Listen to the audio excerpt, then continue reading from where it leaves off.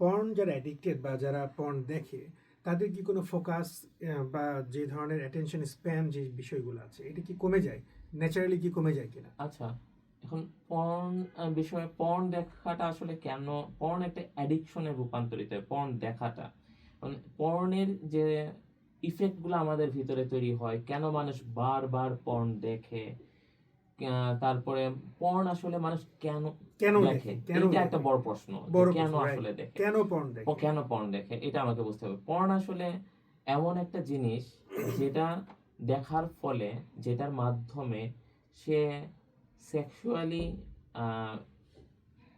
Stimulated হইতে চায়, আন মানে একটা নর্মাল ওয়েতে না, একটা অ্যাবনর্মাল ওয়েতে। আল্লাহ সুবহানাহু ওয়া তাআলা আমাদেরকে উম, যেভাবে তৈরি করছেন ফিজিক্যালি, সেইভাবে বেসিক্যালি আমাদের কিছু বেসিক নিড আছে। এর মধ্যে একটা বেসিক নিড হইতেছে সেক্সুয়াল নিড বা যৌন যে কামনাটা, সেইটা। এখন একটা মানুষ যখন বালেগ হয়, তার ভিতরে যখন পৌরুষত্ব জন্মায়, অথবা সে যখন একটা ম্যাচিউর উইমেন হয়, তার ভিতরে যে একটা বেসিক নিড, যেটা যে সে মানে অপোজিট জেন্ডারের প্রতি তার একটা আকর্ষণ কাজ করে। আকর্ষণ কাজ করে। সো এই আকর্ষণটা, এটা একটা একটা ন্যাচারাল ফিজিওলজিক্যাল ফেনোমেনা, একটা স্বাভাবিক একটা শরীরবৃত্তীয় ঘটনা।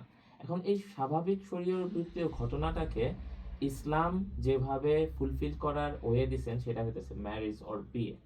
এই বিয়েটা ইসলামে স্বয়ংসিদ্ধ হওয়ার বয়স কত? ইসলামে স্বয়ংসিদ্ধ হওয়ার আসলে কোনো বয়স নাই, মানে কোনো লিমিটেশন সেট করে দেওয়া হয় নাই। দেখেন, এটার জন্য কিন্তু আমরা দেখি যে ইসলামে যে এত বয়স হইতেই হবে বিয়ে করার জন্য, এটা আসলে কোনো ফিক্স করা নাই। এটা আলাদা একটা টপিক অফ ডিবেট, আলেম ওলামারা করবেন বা অন্যরা করবেন। কিন্তু এইটা আছে যে বিয়েটা মানে বিয়েটা কখন অ্যাক্টিভ হবে, বিয়েটা কখন এটা কার্যকর হবে, যখন ছেলে এবং মেয়ে দুইজনই বুলুগ বা বালেগ হয়ে যাবে, যখন তারা দুইজনই পিউবার্টিতে পৌঁছায় যাবে, তখন তাদের বিয়েটা অ্যাক্টিভ হয়ে যাবে। তো এই যে কারণ কি, কারণ তাদের ভিতরে এখন their physiology and mentality both are in a condition, যে তারা এখন এটা, মানে তারা একটা ফিজিওলজিক্যাল যে যৌন যে এই অবস্থাটা, তারা এটার ভিতরে যেতে পারবে। বাট এখানে কয়েকটা বিষয় আছে। ওয়ার্ল্ড ওয়াইড আমাদের যে আবহাওয়া, আমাদের যে এইটার উপরে ভিত্তি করে এই সেক্সুয়াল যে maturity, physiological, sexual and mental যে মানে ম্যাচিউরিটি, সেটা একটু ডিফার করে। যেমন গরম প্রধান যে দেশগুলো আছে, সেই গরম প্রধান দেশগুলোতে এই ম্যাচিউরিটিটা একটু তাড়াতাড়ি চলে আসে। তারা হয়তো বা 11, 12, 13 বছর বয়সে ফিজিওলজিক্যাল অ্যান্ড মেন্টাল যে ম্যাচুরিটি, সেই ম্যাচুরিটিটা তাড়াতাড়ি আসে। অ্যান্ড শীত প্রধান দেশগুলোতে, ওয়েস্টার্ন দেশগুলোতে এটা একটু লেটলি আসে, 17, 18, 19 বছর। সো এটা জায়গার সাথে একটু ডিফার করতে। সো এখন আমরা যখন এইটাকে বিভিন্ন কিছু দিয়ে দেরি করাই দিতেছি, যেমন এডুকেশন, সোশ্যাল বিভিন্ন কিছুর মাধ্যমে আমরা যখন এটাকে দেরি করাই দিতেছি, তখন ছেলে এবং মেয়ে দুইজনই জানে যে এখন তো আমার বিয়ে করার সময় হয় নাই, আমি যে ন্যাচারাল ফিজিওলজিক্যাল প্রসেসটা আছে, সেই ফিজিওলজিক্যাল প্রসেসের মাধ্যমে আমার যে সেক্সুয়াল আর্জ বা নিড আছে, সেটা ফিল আপ করতে পারবো না। তখন সে কি করে, একটা আনন্যাচারাল বা রিয়েলিস্টিক একটা ওয়েতে যায়। সেটা হচ্ছে সে এমন সেক্স ম্যাগাজিন, যেখানে এটা নিয়ে সেক্সুয়াল কিছু কন্টেন্ট থাকে, সেটা পড়ে, অথবা সেক্সুয়াল ডিজিটাল কিছু কন্টেন্ট, সেটা হইতে পারে ভিডিও কন্টেন্ট থ্রু ভিসিআর, আগের দিনে যেটা হইতো ভিসিআর বিসিআর দেখতো, মানুষজন দেখতো, এখন হ্যাঁ। তারপরে ডিশ টিভিতে ডিশে আসার পরে সফট কন্টেন্ট আসলো, তারপরে এখন তো মানে হার্ড কন্টেন্ট চলে আসে বিভিন্ন থ্রু বিভিন্ন সাইটস এর মাধ্যমে। এরপরে হইতে পারে চ্যাটিং, হইতে পারে বিভিন্নভাবে হইতে পারে।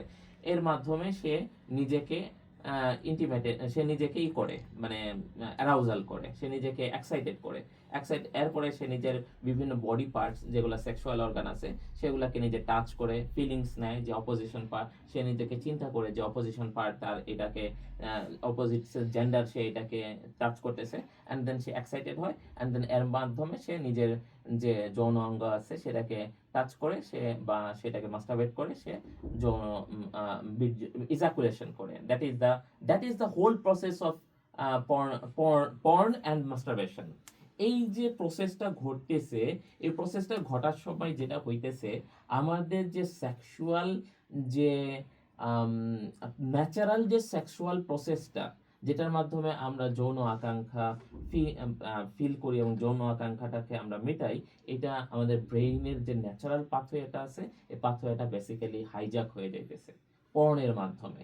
এই যে হাইজ্যাকটা হইতেছে, এই যে হাইজ্যাক হওয়ার ক্ষেত্রে অন্যতম একটা কারিগর হইতেছে ডোপামিন। আমরা অনেকেই মনে করি ডোপামিন হইতেছে আনন্দের হরমোন। আসলে ডোপামিন আনন্দের হরমোন না, ডোপামিন হইতেছে আনন্দকে খুঁজে নেওয়ার হরমোন। আচ্ছা, ইন্টারেস্টিং। মানে আনন্দ কোথায় আছে এটাকে খুঁজে নেওয়া এটাকে হলো। খুঁজে নেওয়ার হরমোন। ডোপামিন আমাকে বারবার সিগন্যাল দেয় যে আমি যখন কোনো একটা কাজ করি তখন আমি আনন্দ পাই, আমার রিওয়ার্ড সিস্টেম ট্রিগার্ড হয়, তখন ডোপামিন সেক্রেশন হয় এবং রিওয়ার্ড সিস্টেম ট্রিগার্ড হয়। তো ডোপামিন বুঝে যায় যে এই কাজটা যদি করা হয় তাহলে তুমি আনন্দ পাবা।